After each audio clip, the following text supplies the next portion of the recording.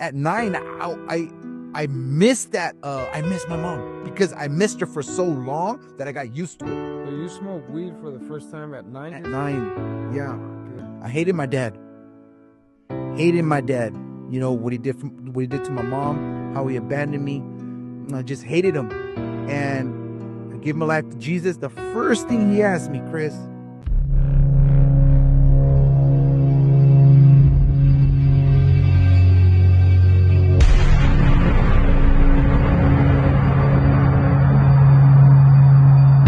Yo, what up, everybody? Welcome to another episode of Ya Estás Podcast. Yo, where we promote a culture of transparency. And speaking of, we were thinking, man, how should we close the year? Because this is the last episode of the year. So I want to give a shout out to the team, 24/7 creators, my boy Chris, 7. my boy Dylan. You know what I'm saying? These guys making it happen. But Chris, he's like incognito, so he ain't showing his face. We got to get 1,000 subscribers to the YouTube, so he can show his face. And that being said, make sure you subscribe. Make sure you drop a comment. Yeah, Sure please. you like. And You hate us, right? even if, hey, Man, we please, let me get that hate. Let me get that hate, bro. Whatever you got, tell me that I look ugly, please. Just comment on that. What about on the Thunder Thighs? You got to do it, huh? It's this guy. Hey, don't give Fernando no information, bro. Do it. Use it against you, bro. Oh, my bad, my bad. Hey, as long as they drop a comment. But no, Yeah. check this out. I love your story, bro. So we decided, and I think things worked out this way where we don't have a special guest today. We actually decided to interview my boy right here. So he's the partner, the co-host, and today he is the special guest. And we decided to do it in English too, because people need to hear your story. Because I'm fascinated with your story, bro. Like I believe it's super powerful. And what's crazy is that I thought you grew up in church, bro. You know what I'm saying? Church hurt my whole life. Just by the way, you handle yourself, the way you move, you operate, like very loving, very motivating. So that being said, man, let's dive deep into your story. Like where you from? Bro, real simple. Man, I did not grow Christian. Let me put that out there. I grew up in a household, bro, where it was completely upside down, bro. Upside down. I was born in Santana, Orange County. A lot of people might think, oh, he's from San Diego. I almost feel like I'm from San Diego because I mean we ran away. My mom was like moving back and forth, but yeah, man. So born in Santa Ana, and I just want to be super grateful right now and just share real quick that my parents, they did the best they could, bro. Mm. My dad le decían la boca negra because he was a good singer, and apart from that, he was people used to love his personality, bro. He was a performer, bro.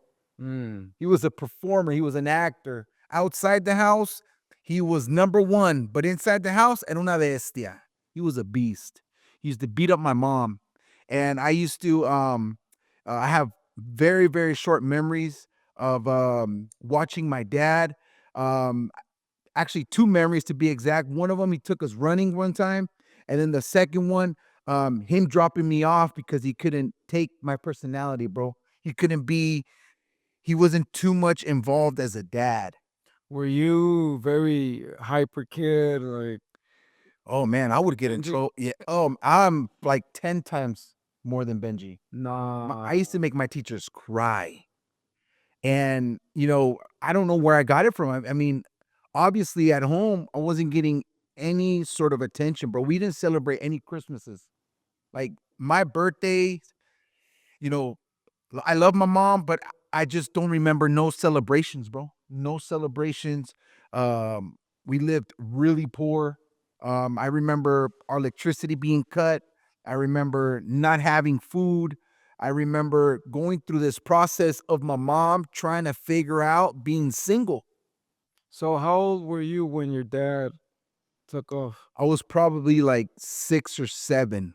I was probably 6 or 7. and my mom was trying to figure out being single, trying to make money for rent and this and that.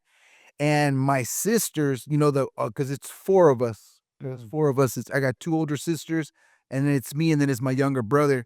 And my older sisters, they would bring in their boyfriends.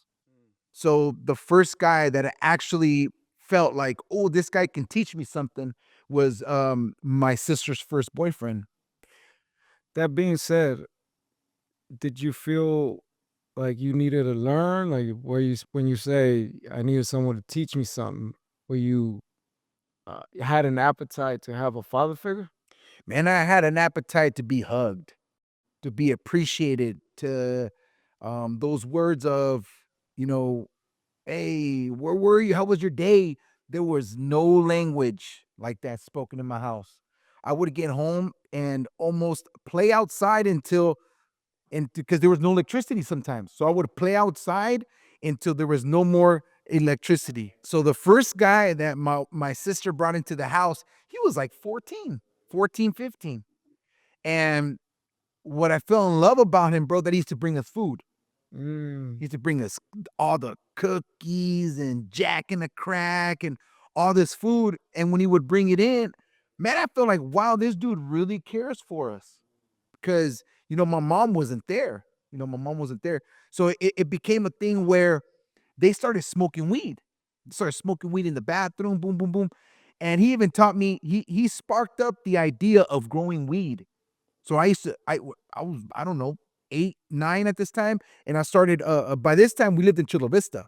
So Wait a second. So you smoked weed for the first time at 9 at years old? 9, Oh yeah, my and it goodness. was him, and he did it so chalant, like, we back in those days, there was payphones, right? So he used to get that beep, beep, beep, beep, beep, and we went downstairs, and then we went to one of the payphones, and I remember it was right across the street from, the cemetery. We lived right there where the cemetery is, like, right here in San Diego. Is that Market? Yeah. Yeah. Yeah, I used to live right there where I can actually see the cemetery. Bro, I used to watch out of out of the window of my house, where it was an apartment, just to look at the cemetery in the middle of the night, bro, high, just wishing I could see like a demon. It was like just so weird because I mean, I didn't know, you know, how to be a kid, bro. I didn't know. So when the first time you smoked, you remember? Oh, 100%. It changed my life, bro. It's like I my voice even changed, bro. I was like, whoa, yeah. At night, that's my son's age, bro. That's That's oh, Benji's age. that's My son's age too.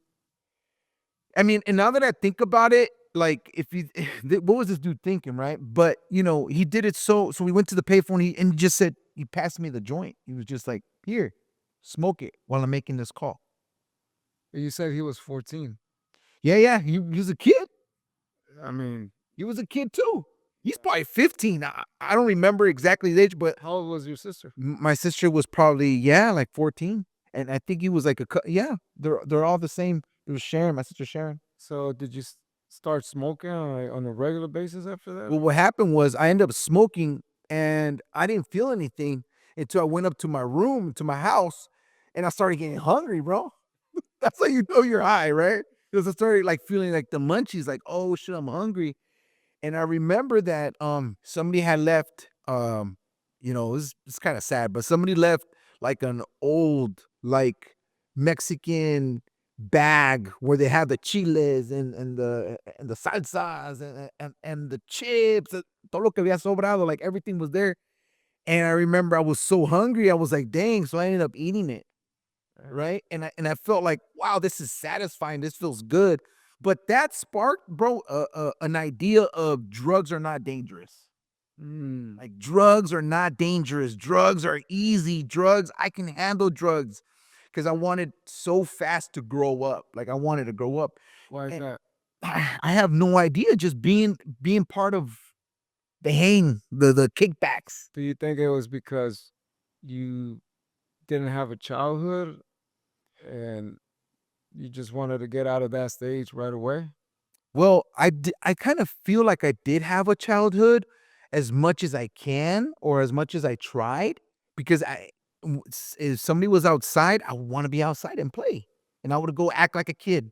But when I was with the grown people, I wanted to act grown. That makes any sense. Yeah, because being 9 and smoking weed, I mean, that's pretty much your innocence Yeah. is gone, right? It's crazy. I even told my dad years later, when I started talking to my dad, I don't wanna jump, but, he was like he almost wanted to convince me it didn't happen, because he was so embarrassed by it. Yeah. Like, "Oh, you shouldn't be saying that." And I was like, "Well, dad, it's part of my, my childhood." So and then after that, we started growing weed, and I found it so fascinating how to watch this plant grow, not because I wanted to smoke it, but just like the process. Yeah. So I fell in love with that, and that later on sparked up an idea of me growing weed. Wow. Yeah. So where was your mom in all this? My mom would come, bro, and buy groceries in the beginning of the month and then leave for the whole month. Uh, wow. Yeah. She would come, I don't know how much she would drop, boom, boom, boom. But it was me, my sister, and my other sister, and they were out doing, they were teenagers. So you basically grew up almost like an orphan. Yeah, You had your parents, but they weren't around. yeah. And my mom, her discipline was not there. But like her discipline was more on my sisters, but my sisters were brutal, bro. My old sister, and we spoke about this. This is everything I'm talking about. Man, we've healed from it because we've talked about it and we shared the testimony about it. Were you gonna say something, Chris? Okay. And it was like I was if there was somebody that abused me, it was abuse, but somewhere where I can feel like traumatized was my sister Marcy used to beat the crap out of me, bro. Like just put me on my knees. I used to be on like my nose hitting the wall for like hours, bro. I used to watch my sister watch all those little talk show hosts, Geraldo, all those things. And I used to be like, like my nose would be on the wall, my knees would be on the ground for I don't know how long. And so just to fast forward a little bit, when my mom used to come, my mom used to lock herself in the closet. So when my mom was there, she was still not there. Like she was there, but not there. Because when she would show up, she would hide from the world, bro. She would hide from the world. And that caused my older sister to try to commit suicide. Oh wow. So she drunk this whole, and I remember that day she took the whole bottle of, I don't know what it was, maybe Advil, I'm not sure, or Tylenol. And I remember when the paramedics came and they pumped her stomach. And through that, my sister was taken away from us, my older sister Marcy, because she was still with that responsibility of being a mom to us because my mom wasn't there. So, man. And do you know why your mom was doing all that? You know, her last birthday, we had this really good conversation, and I was like, "Mom, why?" Like, just because me as a dad, bro, even if I'm there, I feel like I'm absent.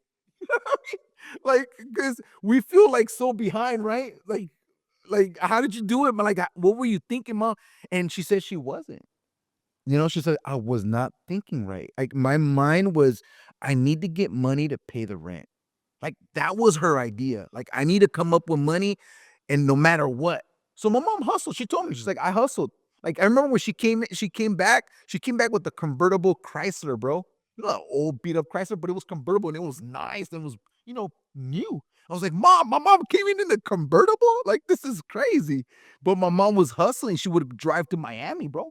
She would go from Tijuana to San Diego to Miami. When you say hustling, like Yeah, yeah, yeah. putting in that dirt, Yeah, that work. yeah. And she doesn't, I didn't ask her how many times, but that opened up of us being not seeing her. Not seeing her because she was away all the time. So let me ask you this. Do you feel like you never had a bond with your mom? Because I know you're super close with your mom Yeah, now, yeah. but back then, like, do you feel like that part of your life is missing? Because this is the thing, bro. We have God created us to have those relationship with a mom and a dad, right? And if one of those are missing, we grow up obviously out of order and things get a little whacked up. So and then there's always that influence, for the lack of better words, that will shape us into be, the best human beings that we can be, right? And I think that's one of those things where nowadays it just gets distorted, but we see how society is nowadays. You see what I'm saying? Yeah. So that being said, like, how did how do you feel like that I affected you? I wanna say yes, bro, because once you stop missing her or you're missing your parents, there's something there. Like, I shouldn't feel like I don't miss my mom at 9. Follow me? Like, like, right now, we're grown. I don't miss my mom, but, in a way, I'm like, my mom, I'll call her, whatever. But what I'm saying is, at 9, I miss that, I miss my mom because I missed her for so long that I got used to it.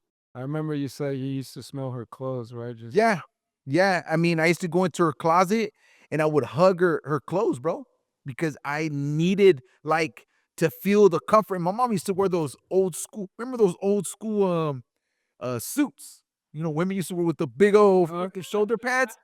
So yeah, my mom used to wear those, and mine and I too. used to go in there and hug it, but I don't know if God always had his eye. I'm assuming, no, I'm not assuming. I wanna say yes because, like, there was a lot of fears that I could've, like, it coulda destroyed me, and they didn't. Like, my mom not being there, I was still okay, and Yeah. it's crazy to say that, but, I was still okay, but then, 15 hits, bro, when I started using, crystal meth.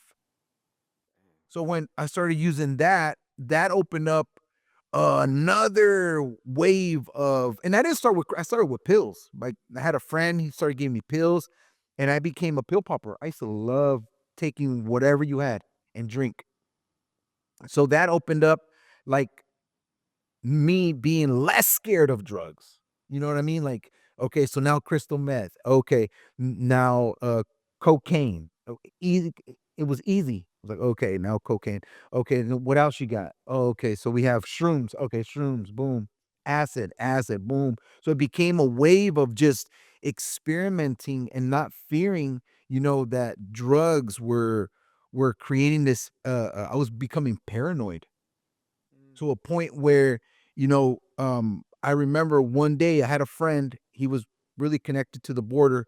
And one time he called me, he goes, "Hey, bro, I need you to come. I just got these packages. I need you to come smoke to see if it's good because it looks old." I'm like, "All right, cool, bet." So I showed up and we started smoking. And he was a very close friend of mine. And when he told me, "Bro, I think you're crazy." When he said that, it's something in my mind triggered me that, shoot, like, crystal is destroying me because I wasn't sleeping anymore.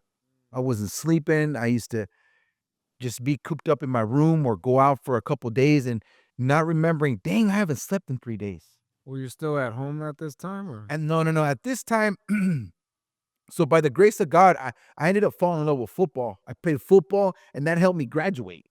Mm. 'Cause I had a coach that, he saw me, saw potential in me, and he's like, "Hey, let's play, let's chase this dream of college football." But I was just so in love with drugs, bro, of partying and just doing that part. And my friend, I remember our last year we went to CIF, and, my coach, he created this highlight reel where I was doing tackles and I was, What position you play? well, I played both ways. I played, guard and then sometimes tackle and then defensive tackle or defensive nose guard, all lineman positions. But, so when that happened, it hurt me so bad that when the video was created, he never shared it. And I remember years later, people would tell me, "Bro, your video's still at the coach's office." I'm like, "What a jerk," you know? But in my heart, I don't know if I was ready to go to college. Well, Who knows? obviously not. Obviously not. Yeah, yeah, yeah. You're if you're addicted to drugs, bro, Yeah, yeah, like, yeah. there's no way you can pull that off. Like, Yeah. you would have gotten busted, you know what I'm Yeah. saying? But, okay, so you were not living at home, you say, right? No, no, no, no. So when my mom actually got into a relationship, with she's married to him now. He was Colombian, and I hated this dude. Like, I hated it because he would come in the house and open the door like nothing, bro. I used to get pissed, bro. Like, "Hey, you need to respect my house." And it wasn't even my house, my mom's house. But I started to create like this problem for my mom. I've never disrespected my mom. I want to put that out there. Like, yeah, I ran away from home. Yeah, I used drugs. Yeah, she caught me with pills in my pocket. Yeah, I used to ditch school, but I've never like talked back to my mom, bro. Like my mom would say, "Hey, you did this." I'm like, "Oh yeah, I did it." And just that, I will still break her heart. But when he started coming into the picture, I told her, I'm like, "Mom, you either pick him or you pick me." And of course, my mom needed to start her life over. And I ended up coming to San Diego again and moving in with my older sister, the one that used to abuse me. Mm. And I was 15 years old, and I went to Jacumba. Where's that at? Jacumba, you guys ever heard of Jacumba? Jacumba is on the way to Imperial Valley. It's Oh, it's okay. that last stop for San Diego. Oh, Yeah, yeah. So I went from Anaheim. I used to live off of Ball Road. I went from Anaheim all the way to Jacumba, bro. I went from a city to a little, el rancho. un little ranchito. Uh, wow. So, okay, so let's fast forward, right? So you graduated high school, Yeah. Por la gracia de Dios. That's God. That's the Holy Spirit right there. and you kept on using drugs and growing weed and doing all that. Not growing weed. I got into growing weed, and this is where Jesus comes into play, where Jesus was already pulling in my heart. So from 18 to 24, basically, when I graduated, I told my mom I'm gonna go take a break for a year.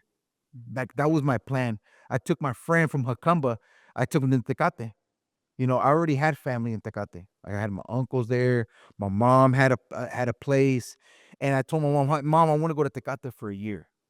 But during this time, my mind was like college or army. Like I really wanted to be in the military. Like always wanted to be a cop. You know what I mean? Like that was like It's crazy, huh? I know because I always wanted to help people, even though I needed help. Yeah. Uh, But anyways, so I ended up going to Tecate, and that was probably the worst decision, bro. Because that's when you know drugs are cheap in Mexico, yeah. and everybody uses drugs over there, and the nightlife over there is different. When you're 18 in Mexico, you're an adult, bro. Like you're not like a teenager. You know what I mean? Well, you're not a teenager, but you're 18 is like a man almost over there because you're just allowed to do. You can drink, you can smoke, you can party, you can do anything, and Strip joints and all that. everything. So when I ended up going over there, I took my friend with me, and I felt really bad because he got hooked in crystal meth bad. My friend Rick got Man, bro, he got worse than me. Like, he just got so caught up in that, and, we started hanging out with the lot of, cholos. Those times there were habían cholos, there's no cholos anymore. So, during that time, we used to hang out, and that's when we started getting really heavy into drugs, really heavy. Wow. So, man, that's crazy, bro. It's just, yeah, that's why I wanted to come in here and share your story. So, what what was the turning point where you said, I'm tired of the drugs, or was there a turning point, or was it when Jesus showed up? Yeah, I was tired, bro. I was tired. I was tired of, um, just not sleeping, always thinking about people. Like after you, Yeah, man, I was they used to call it chasing the man because there was always somebody chasing you. But it got to the point where, um, so it was 18 to 24, bro. I started getting real heavy into it where I started using even crack. So it just got really bad. Like I didn't care. The only thing I could not use was heroin, bro. Like I was scared of needles. I was just like, no way. And plus, I would see people like go from beauty to beast, bro. Like heroin can kill oh you yeah, quick, man. turn you into a zombie, man. Yep. And I see a friend. He went to the high school I went to, and he says, "Hey, man, I'm gonna start." He started going into practicing a religion called Rastafarian, and he was like, "Yo, bro, we're gonna start growing. Come with me." And I was like, "All right, cool." So we ended up renting a house in El Cajon off of Chase, and we start growing. I got a really good job. at this distribution center for AC units, and I started stealing all the stuff from there, bro, to grow. Mm. So we became business partners. And so when we started doing that, we started growing. I started learning how to grow. And because he already had done it once. So going through that season of learning how to grow, we end up getting caught. Right. So right before I end up getting caught, the Lord was already like tugging on me. In My what way? It just because going back to my mom's situation, my mom, practiced brujeria, so we know that part, right? So not only did my childhood have drugs in it, but it also had a lot of occult stuff, a lot of witchcraft and What? cartas. How old were you when you? When I found out my mom used to do it, I think since I can remember, Oh, really? yeah, since I can remember, and it wasn't always like just black magic because I mean there's so much so many levels to that and I really don't want to get into it because I don't know too much about it, but my mom since I can remember would do little things, bro, little things like, hey, put this on or put this behind the door or just little things like that, like don't sweep your feet. So weird, bro. It was like So you never got involved. You were just never got around it. involved, never got involved, but when I found out that my mom was in that, I was scared.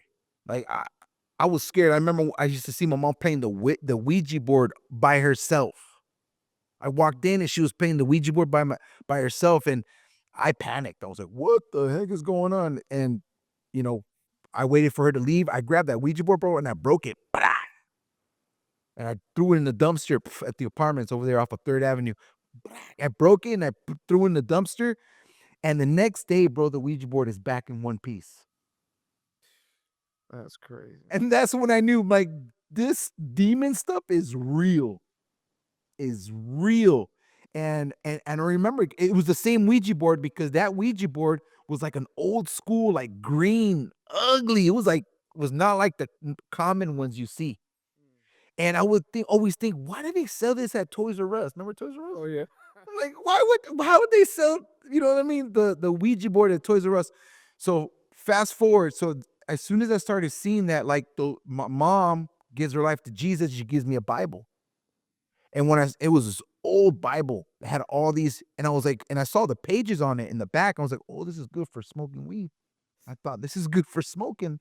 So when I took the Bible with me, my mom told me, "Hey, read Job," Mm.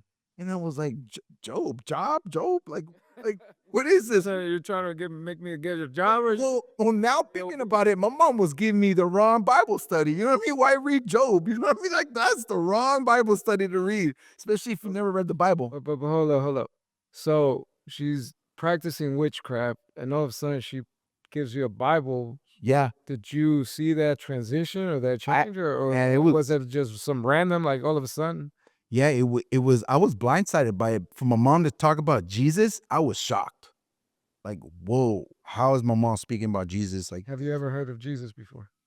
of course, I grew up, Mexican culture, mijo. We have crucifixes everywhere. Yeah, yeah, yeah. We have the picture with the clock. You know what I mean? Jesus, remember the I don't clock? think he's smiling. He's got like a creepy face, like you know what I'm saying, like he's. But everybody has that clock, bro, in your kitchen. It makes weird noises when it's clicking at night.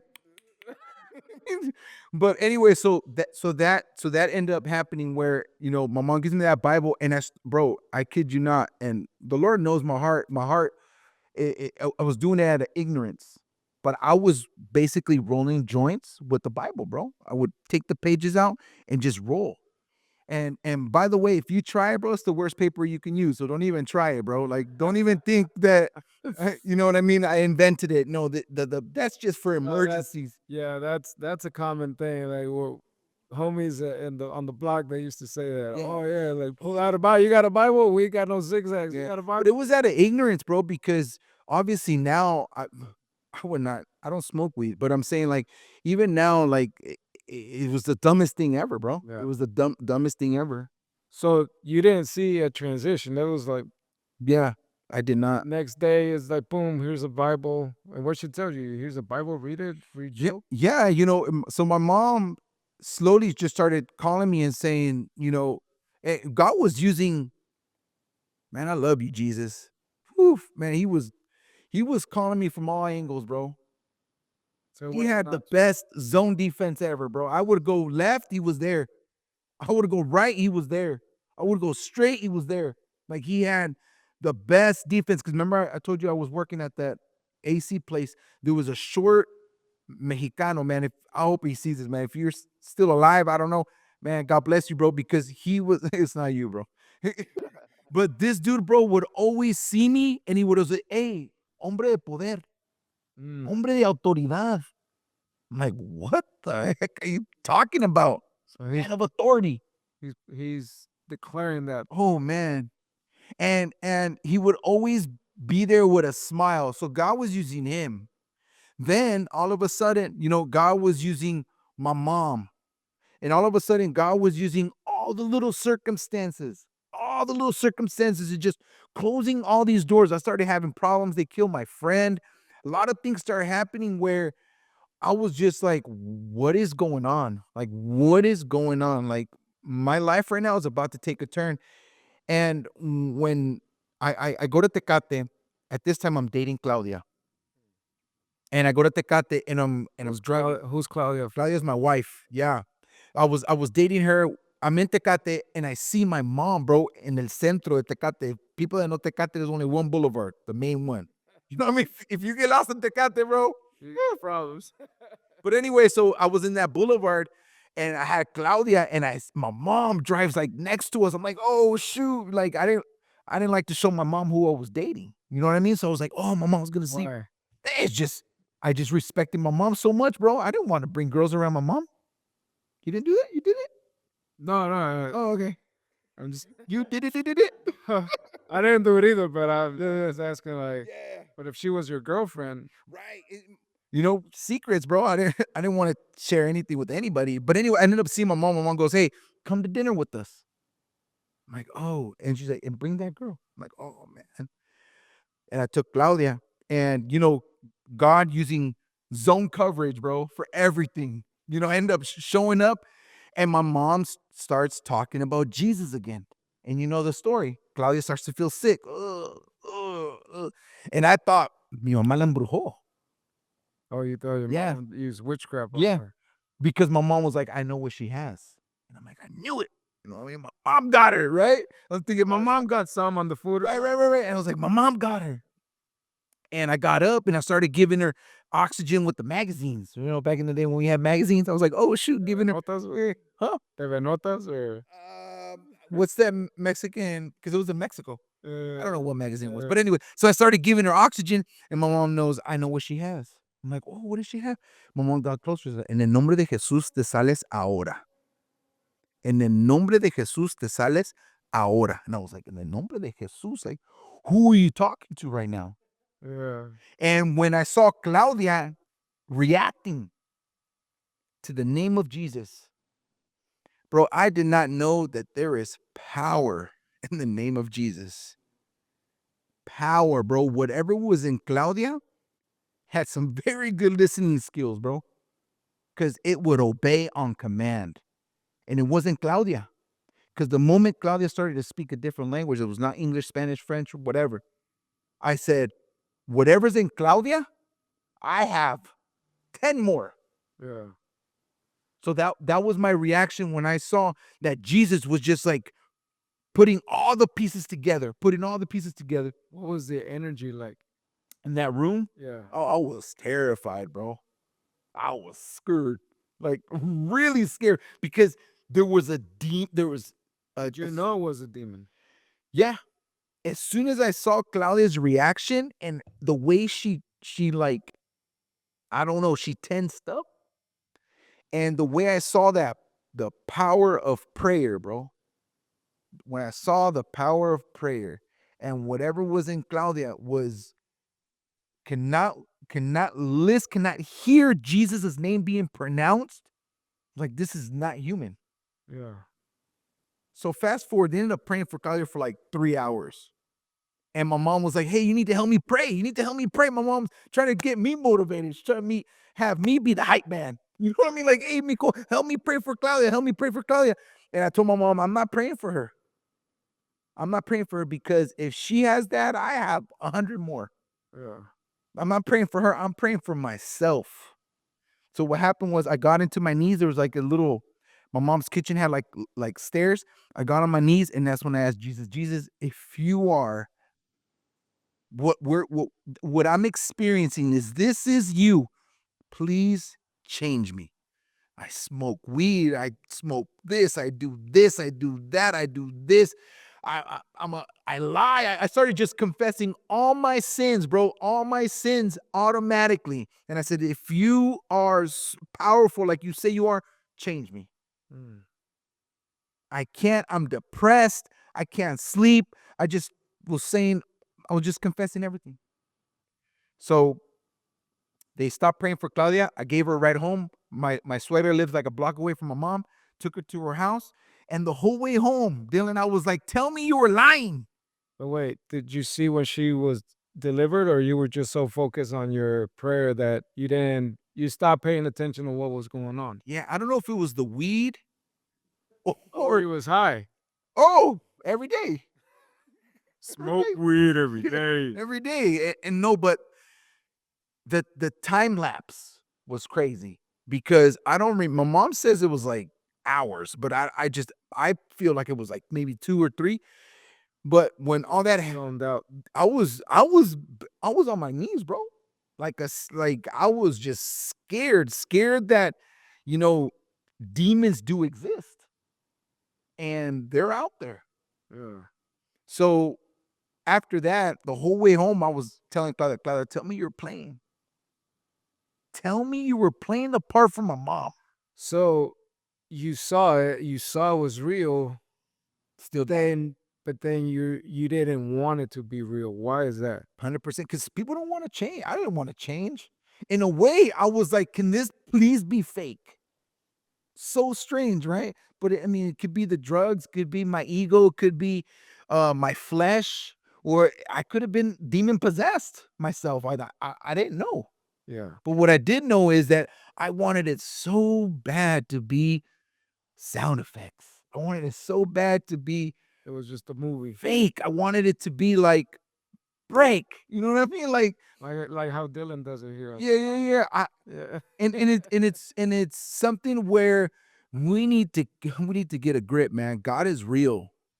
And the way he moves, he loves you so much that he's always knocking, bro. He is knocking and we're out there running like a marathon, bro. Like if we're allergic to God, bro, running the opposite way. And you know, God, he man, he uses like everything in our way while we're running to catch our attention.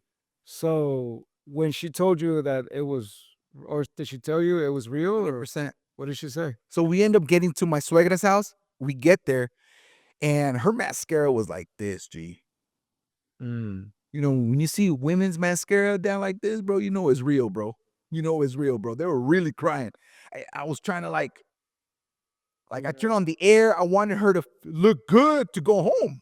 Yeah. You know, I didn't want to think that I didn't want my suegra to think that I did something to her. You know what I mean? But what was, Her reaction? yeah, like, how was her energy, her demeanor after all that happened? Yeah, she was no energy.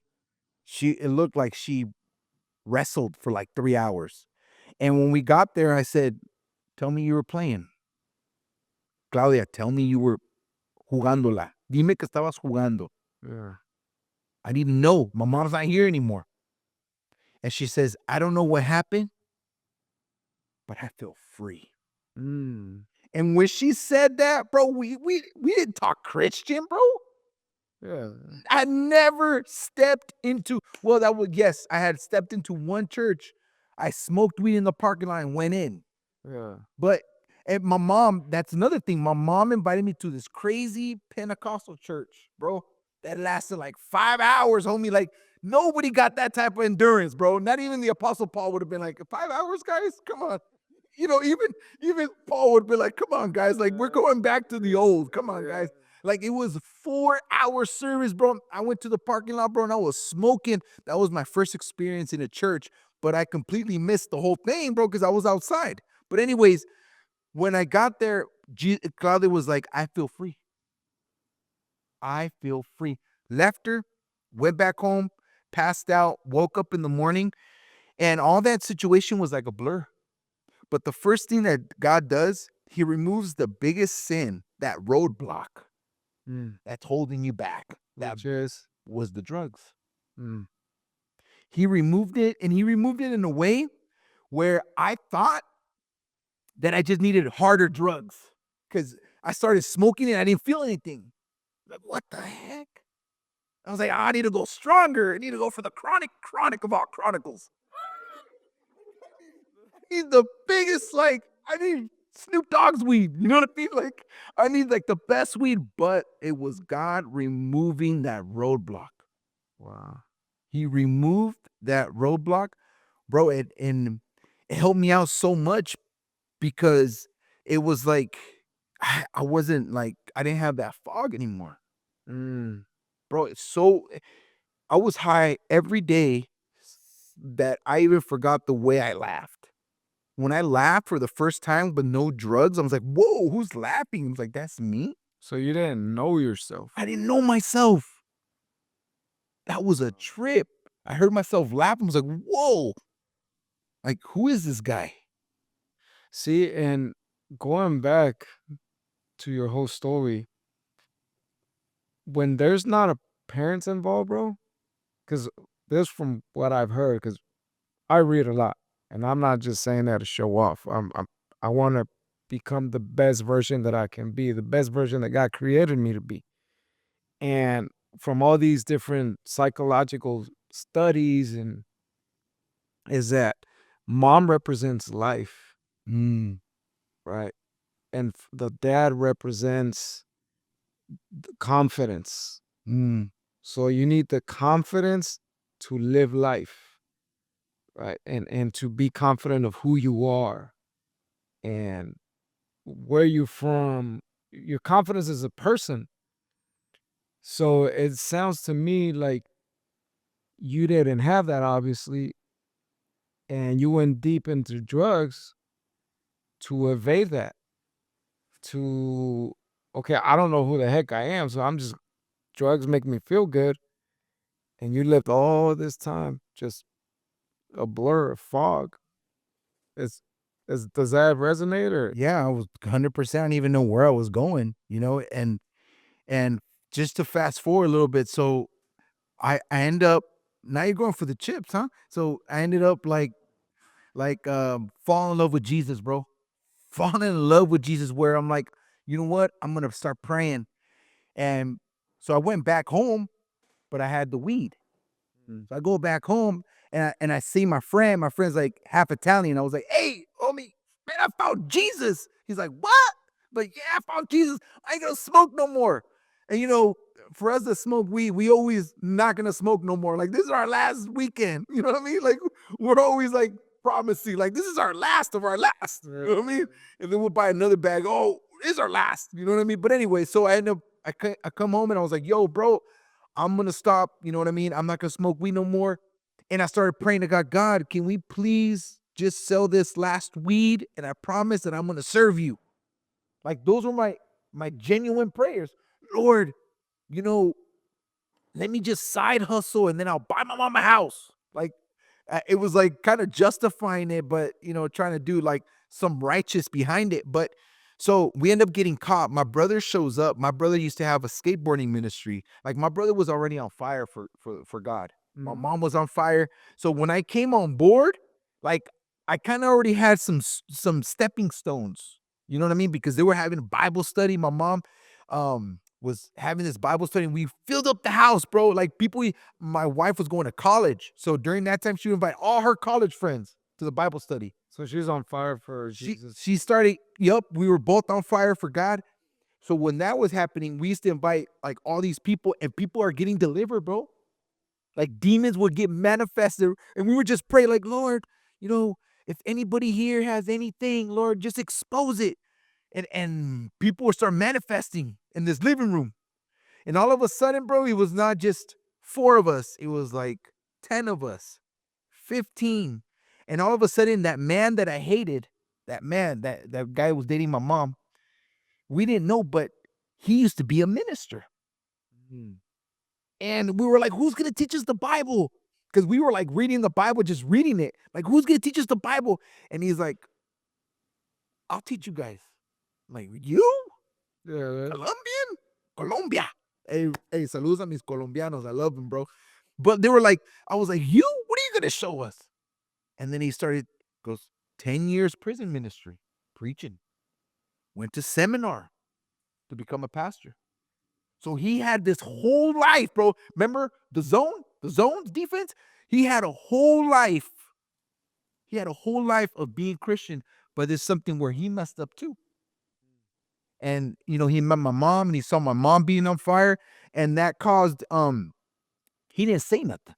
He was quiet. It was like, oh, I know what's going on here, but he didn't want to say anything because he didn't want nothing to do with God because he felt like a failure. mm. So when that, We gotta have him on, by the way. yeah, yeah, yeah. Yeah. Bro, he has some Colombian connection testimonies. But anyways, so that ended up causing that fire in the house where we started becoming, okay, what's next? Well, we're gonna pray and fast, bro. We started a 40-day fast without even knowing what we were doing, bro. Yeah. We started just fasting, fasting, fasting, real quick. So the Lord starts doing a bunch of stuff. So I didn't sell weed anymore. My boss at that AC place, he was a part of the rainbow community, and he was like, he would tell me, "Hey, when are you gonna give me my stuff? Like, when you gonna like I want to buy some?" And I told him, "Oh, I'm not selling anymore because I'm Christian now." And he's like, "What do you mean? What do you mean you're not gonna sell me?" No, no, no. Find somebody else. Then you got to give me a plug. I'm like, I'm not giving you no plug. You figure it out. And he got mad. So he ended up, because I was Christian, I was praying in my. I used to go and pray in my car, bro. But I was still far away, and he used to see me, bro. And then he used to say, "You're late, coming back from lunch." I'm like, "No, I'm not." But he hated me so much because what I was representing. Yeah. Because everybody in the warehouse was like, "Dang, Layman's Christian now. Like he can't. He's not our plug anymore." So everybody was like still respecting me, but they would see something different in me. So that ended up getting me fired. Got fired from that job. But it's all good. But I ended up getting fired. But that started my praying life of just praying, praying. And God would answer, bro. God would answer quick. And for my wife too. So then from that we ended up going to Bible school. We're like, you know what? We're just gonna go to what's next, right? What's next? What's next? And I was baby Christian, bro. I was like 6 months in. Were you preaching to people all crazy and I've committed a few mistakes. Like, I've done my Bible thumping or whatever. I mean, because we're ignorant. oh yeah. We're ignorant and we want the best for people, but we don't know how to do it the right way. Now it's through connections, like friendships, right? That's the best way to evangelize. You know what I mean? It's not, there's certain times where you can give a Bible verse and somebody be like, "Oh yeah, that one ministered to me." But for them to receive that Bible verse, you got to establish a friendship. Oh, you gotta have connection 100%. Yeah. And that's the part where I think in the Christian community, to put it like that, is where they tell you at church, oh, you have to share Jesus. You have to share your test. You got to tell the whole world about Jesus. He says to go and make disciples into all nations. So you're like, oh, well, is that what I got to do? Oh, bet. I got to be bold. Yeah, I got to be bold. It's like, yeah, because if you deny him unto man, he'll deny you unto the Father. It's like, oh, shoot, well, I don't want that. So it's out of fear and emotions. So they send us out. Like you said, I'm a baby Christian. I didn't know any better. That's why I asked that question because bro, I made that mistake way too many Yeah, times. yeah. I think we all have. And the most effective is, man, be somebody's friend. Be there when they need you. Like, show up and be in their mess. You know, Oh, this is one of the best bars I've ever heard, bro, was preach all the time and speak only when it's necessary.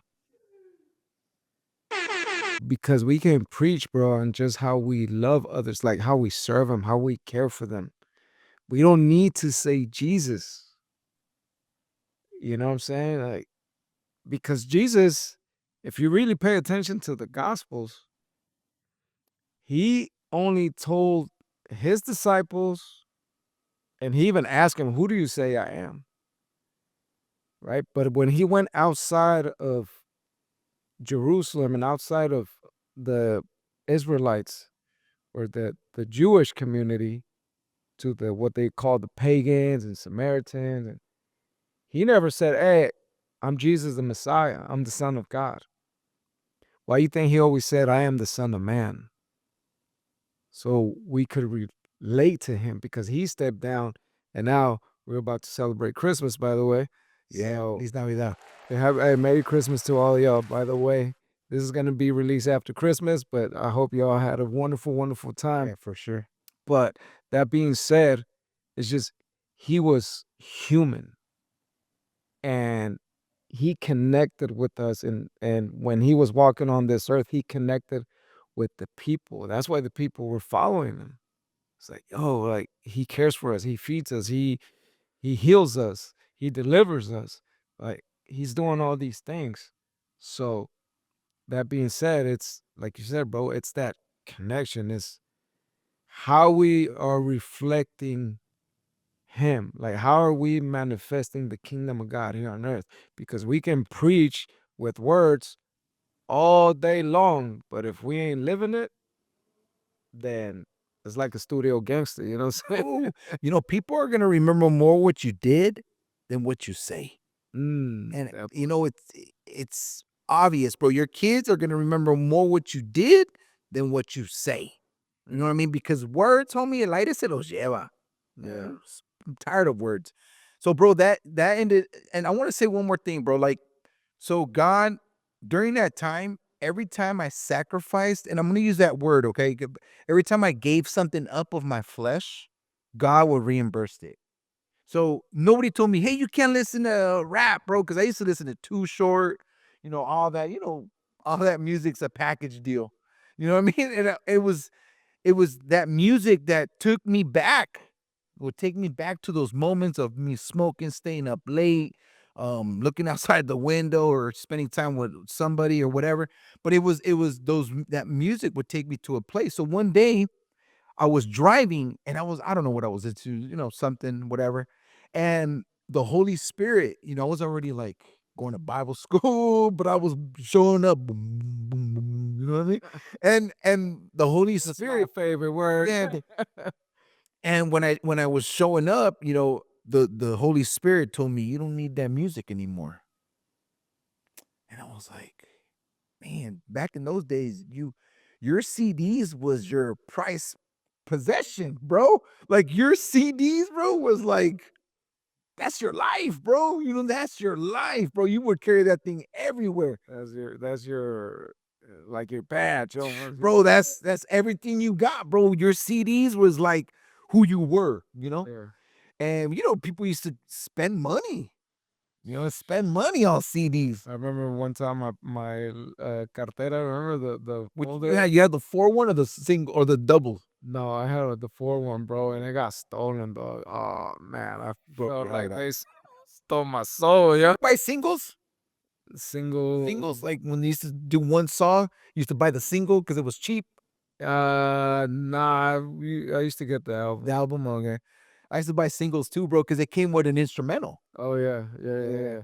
But anyway, so the Holy Spirit was like, get rid of that music because I'm gonna replace it with something better. I was like, what?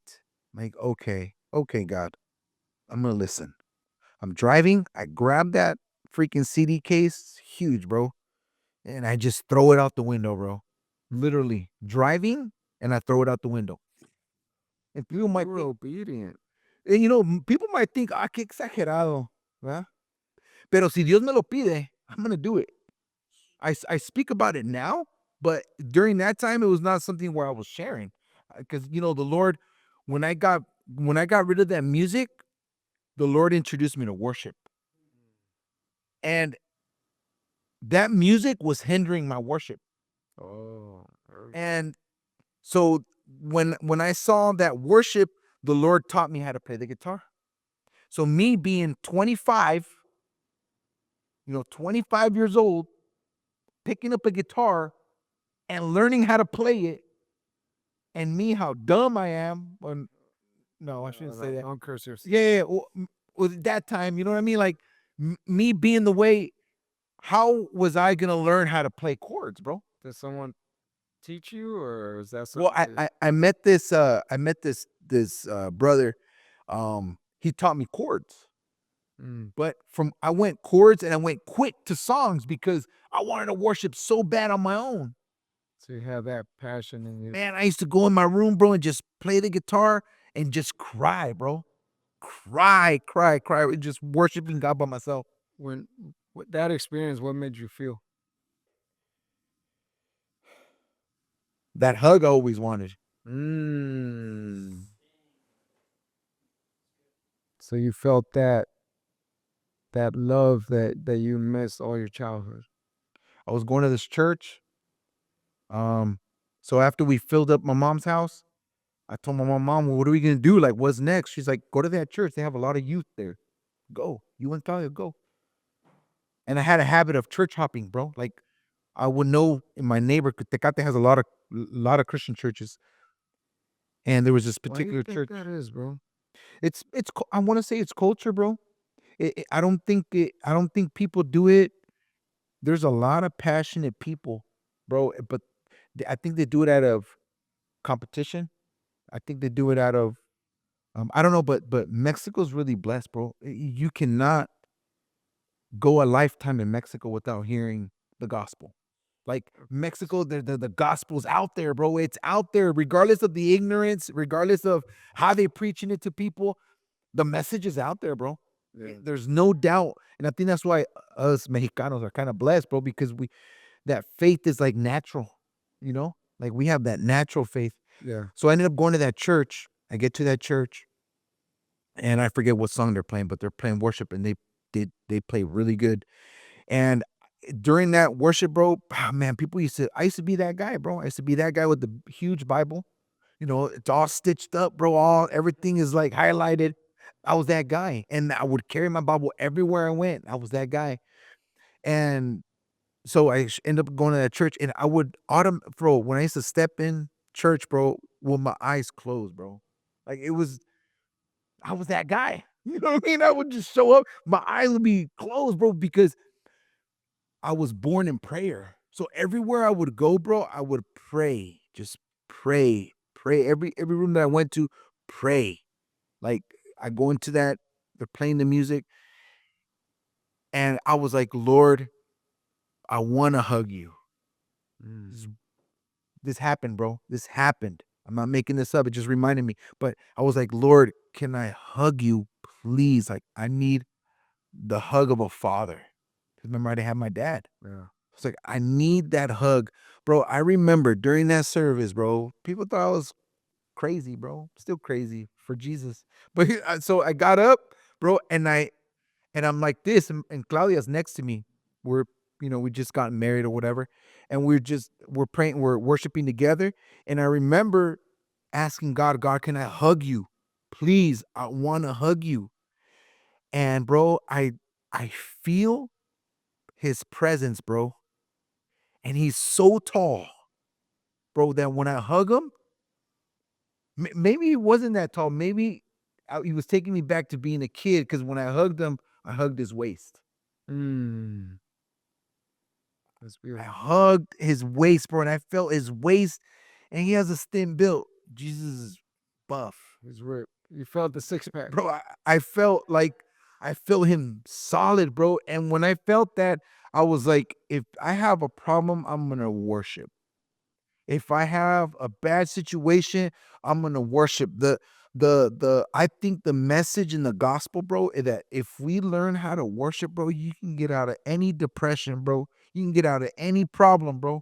If you learn how to worship, you can worship your way out of any situation because you're blessing God while you're leaving.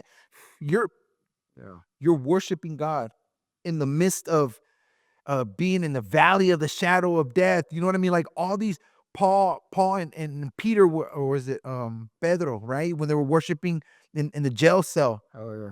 So there's all these situations where I fell in love in God through prayer and worship. Praise God, bro. So, for the sake of time, Yeah. I know there's a powerful testimony with your dad because you Yeah. had that encounter with him. Yeah. So what happened there? I hated my dad. Hated my dad. You know what he did to my mom, how he abandoned me. I just hated him. And I gave my life to Jesus. The first thing he asked me, Chris, guess what it was? Call your dad and tell him that you forgive him and tell him that you love him. I was like, I don't know. I don't know. This one's tough. Yeah. If this is the high road, I don't want it. This is tough. This is tough. My dad, I didn't say this, but for a lot of years, I was getting big. I was getting strong. I was boxing. Why? Because I wanted to beat up my dad. Because my dad had a reputation of fighting, bro. That was your goal. That was my goal. My goal was to fight my dad physically to pay him back what he did to my mom. Even though my mom didn't ask for it. My mom just said, hey, I need you to beat up. No, that was in my heart. And when I called my dad, I called him. I was like, Papa. He's like, eh. Michoacan is man, the guy from Michoacan. Rancho, right? I was like, Papa. He's like, huh. And it was even weird for me to say He, dad.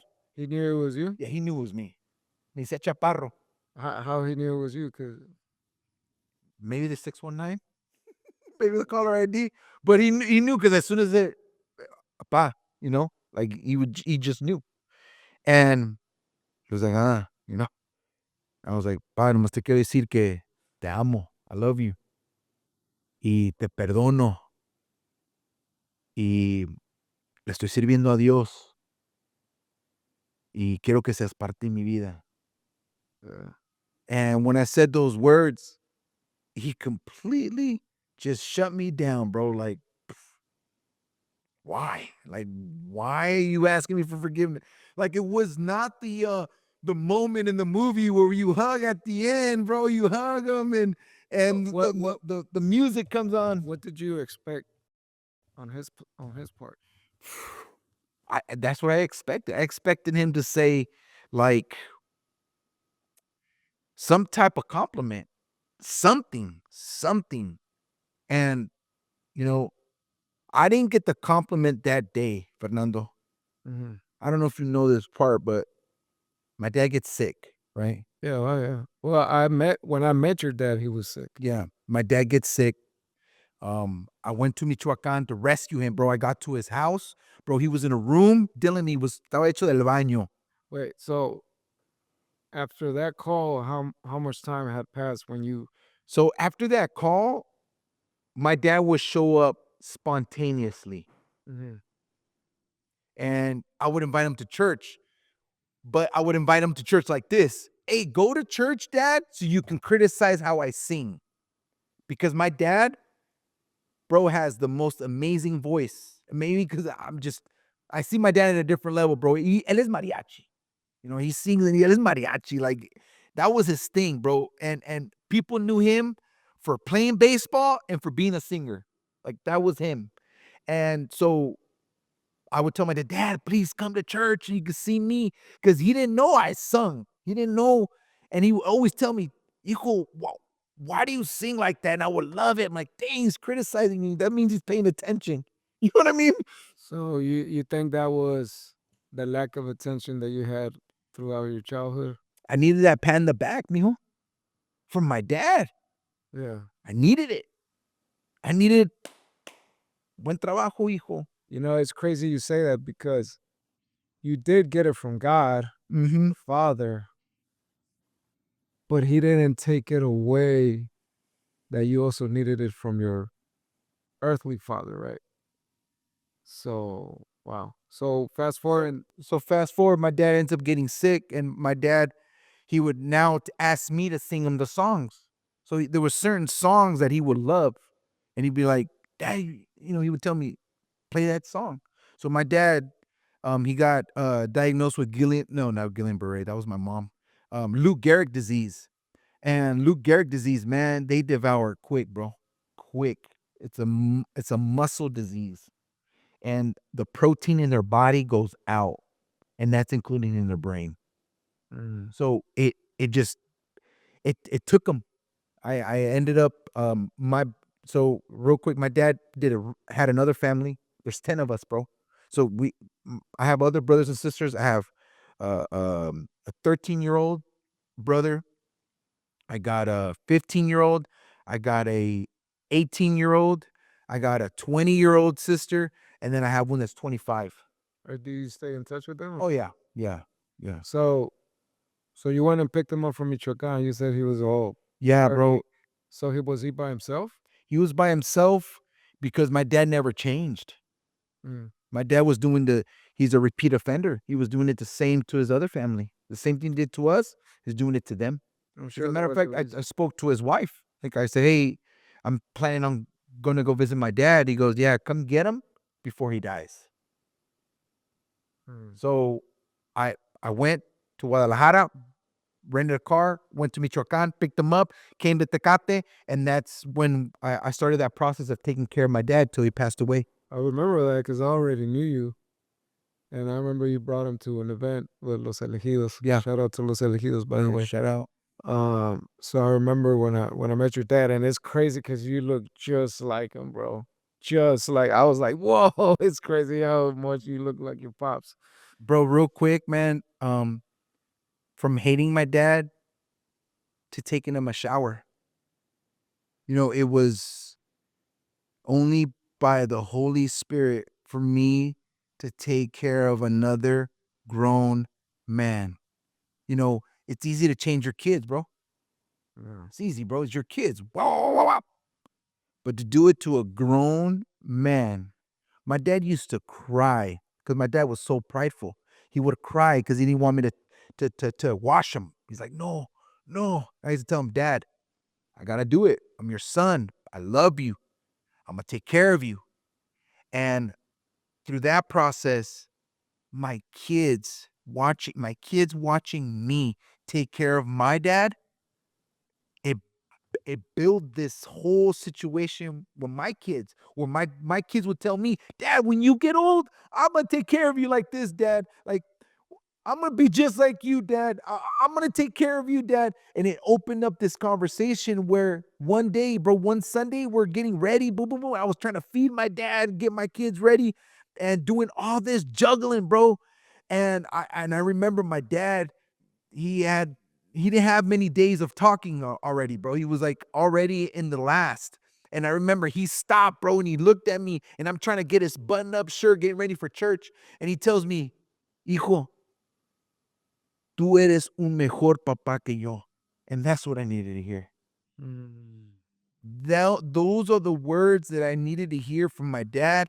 I don't care if he didn't never call me for my birthday. I didn't care if he didn't call me for Christmas. I didn't care if he didn't call me I didn't care. I needed to hear that because it was like God took that whole situation, bro, and turned it all the way around for him to say those words all broken.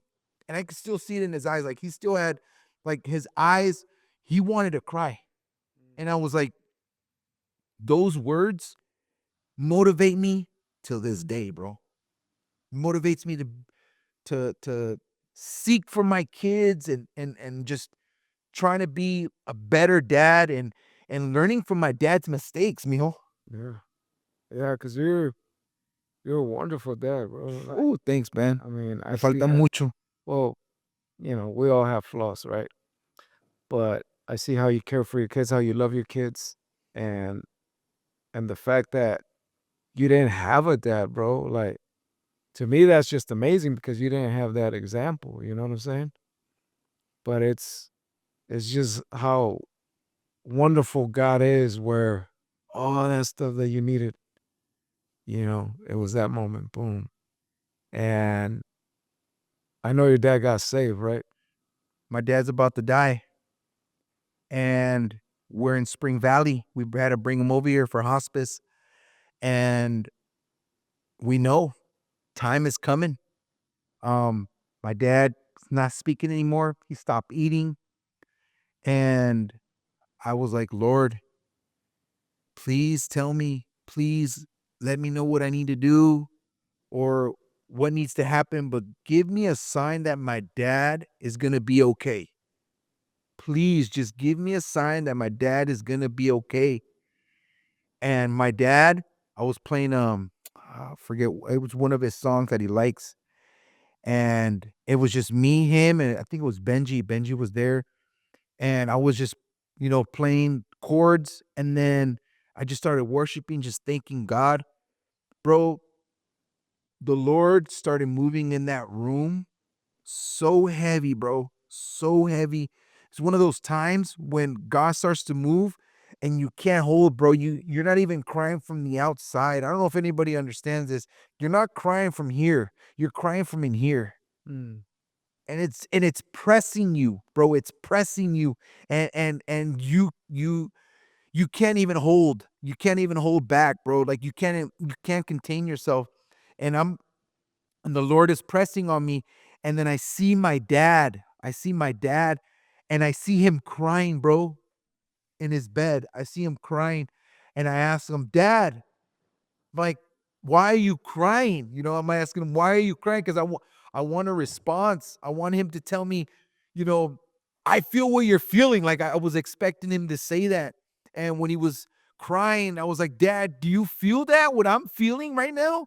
And my dad goes, Yes, like I feel it. And he's being ministered by the Holy Spirit. And I was like, Dad, if you feel that, that's God.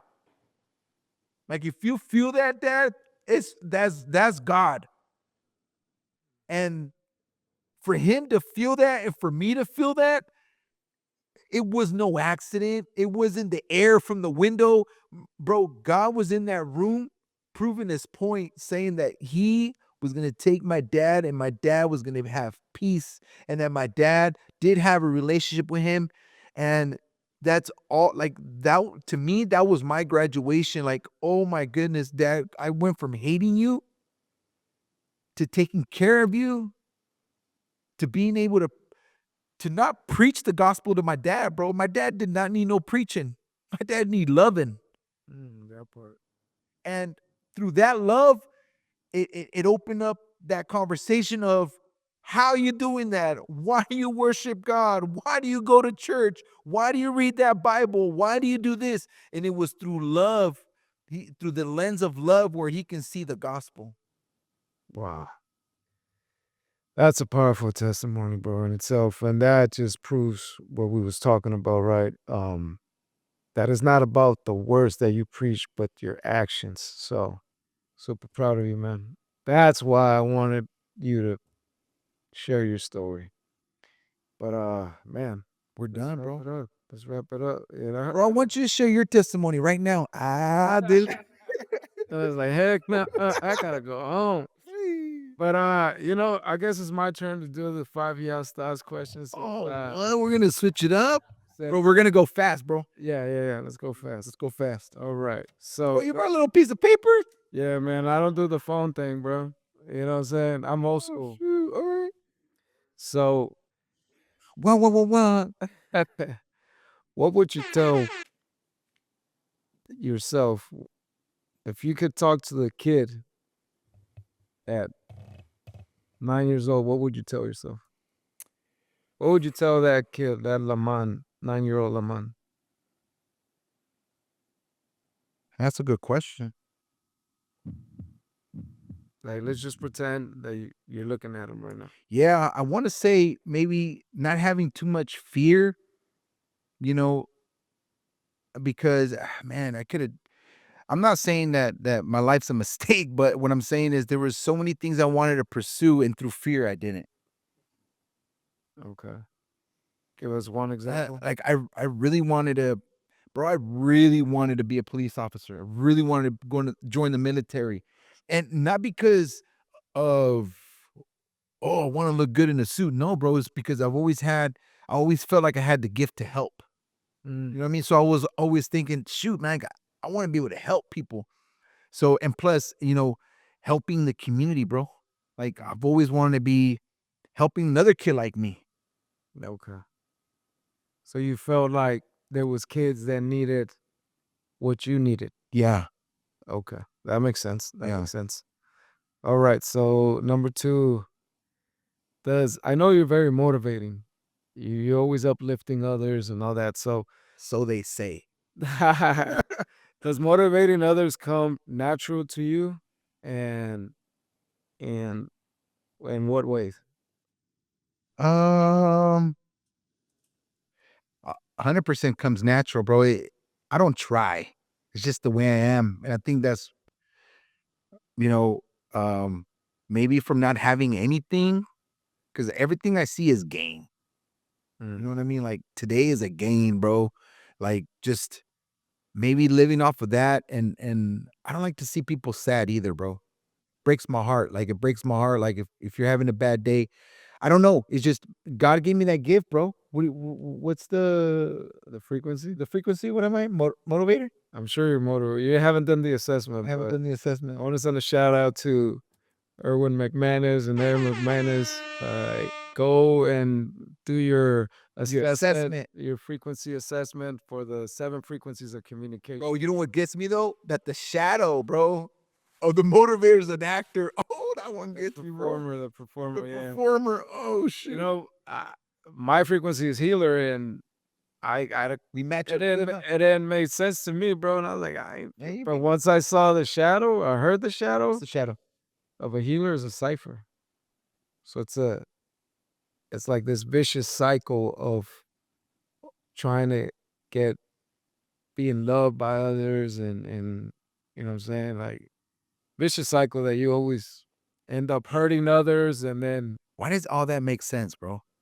My goodness, huh? It makes well, sense, bro. Erwin is a genius, bro. He doesn't carry himself like a genius, he says, but uh this is just like a little parenthesis. But he just dives these deep into humanity. He says he teaches people not to die alone. Oh shoot. That one right there. Right. All right. Question number So number 3, what's the toughest challenge of being a dad? oh man, bro.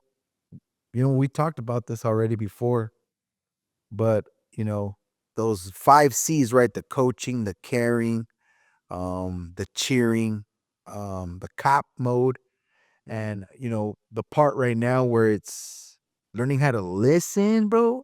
And I feel like you always gotta teach something. Ooh, You that know, it's like part. I'm always gotta teach somebody something.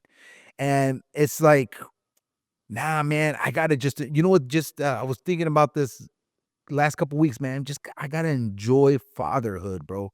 Just enjoy it. You know what I mean? For all those new parents, aka Dylan, all those new parents, bro, we gotta just enjoy it. Cause you know there's something, bro, that you cannot buy is time. Ooh, that You part. cannot purchase time. Time goes if you want it or you don't. It goes like this podcast, bro. We're an hour and 30. It just goes, bro. I mean, we gotta stop, bro. What else you got? Oh shoot. But, you I think you're too hard on yourself Ah, being a dad, that's true. you That's why I know. do burpees, bro, because I hate them. Too hard. I'm too hard on myself, bro.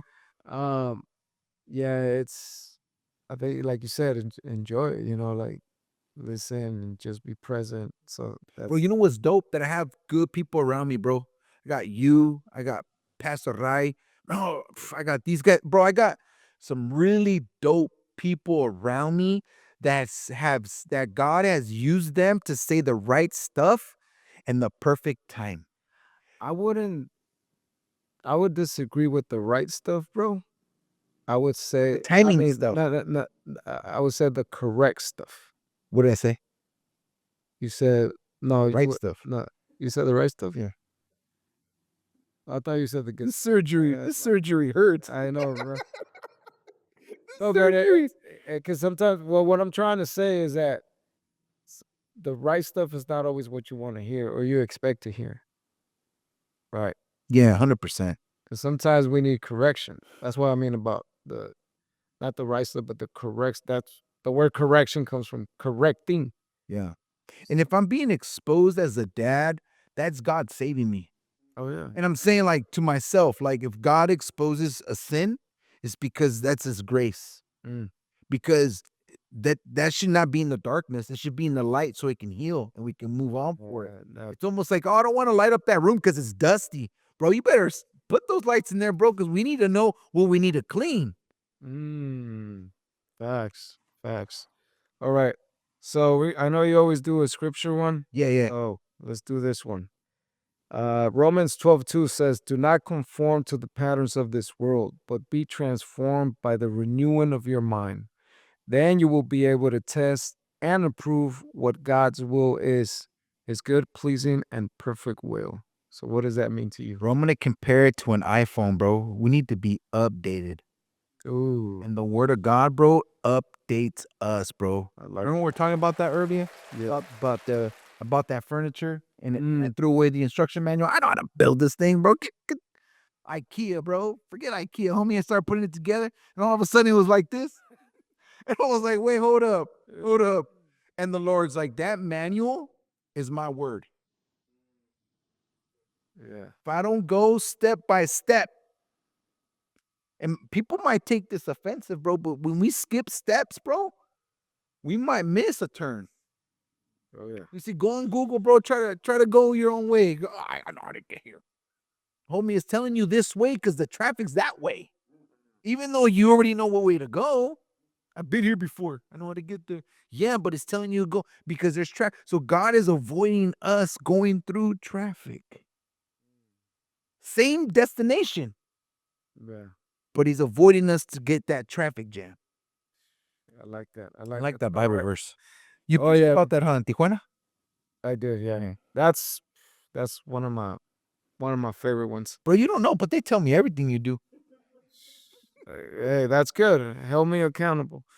All right. So I know you like to do food ones, so Oh, I had to shoot. follow your lead. You know, Oh, like Dante says, double fat. Hey, Dante was like, hey, what size shirt do you wear? I'm like, oh, double legs. Oh, double fat? shout I hurt my out to my feelings. boy Dante. I hurt my feelings, but I got over it. We mobbing. Tacos or burritos? Oh, bro. Phew, depends. What day is it? It depends on the day. Yeah, it depends on the day. What time of the day, bro? If it's late night, bro, like early, no, I gotta go tacos. Tacos. Why? I just easier to handle. Are you avoiding the flour or? Yeah, bro. Yeah. I gotta avoid all the flour. I gotta go vegan. Nah. Well, like Busy. Shout out to Busy. He's in Shout the out to studio. Busy, best producer in the world. Yep, you already know. Got all little fire beats. Oh yeah. Hey, make sure you tap in, follow his stuff, man. Cause you're a musician, rapper, artist. Hey, hit my boy up. He's gonna turn it up. All right, bro. That's it. Man, thank you guys. Thank you, man. Thanks for being open, transparent, and there's power in transparency, people. You know, sometimes we like to hide, we like to perform, we like to pretend like everything is, yeah, this part. Stop pretending. Stop. Stop because you're just fooling yourself. You're not fooling anybody. You're not fooling God. You're not fool. You might fool, your fellow brothers, friends, family, whatever. But at the end of the day, you're just fooling yourself. So I love how you kept it 100, bro. And I know this is going to bless a lot of people. So I hope y'all had a Merry Christmas. We wish you a happy, happy new year. Thank you very much for all of you who are subscribed, who are following us, who tap in.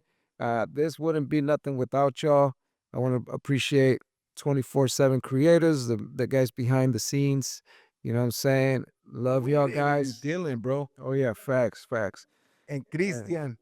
And 2025, man, we coming. We coming. you know We what, ready. The Holy Spirit just told me how we're gonna get to 1 million, bro.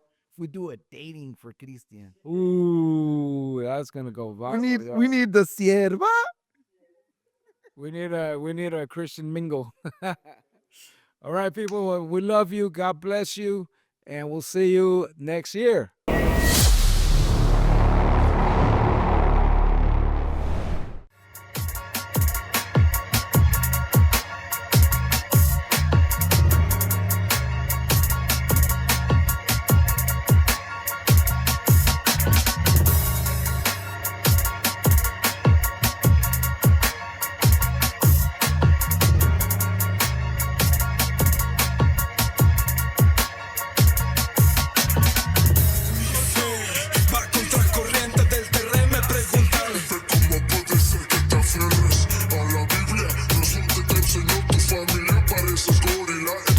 mezclado con tequila.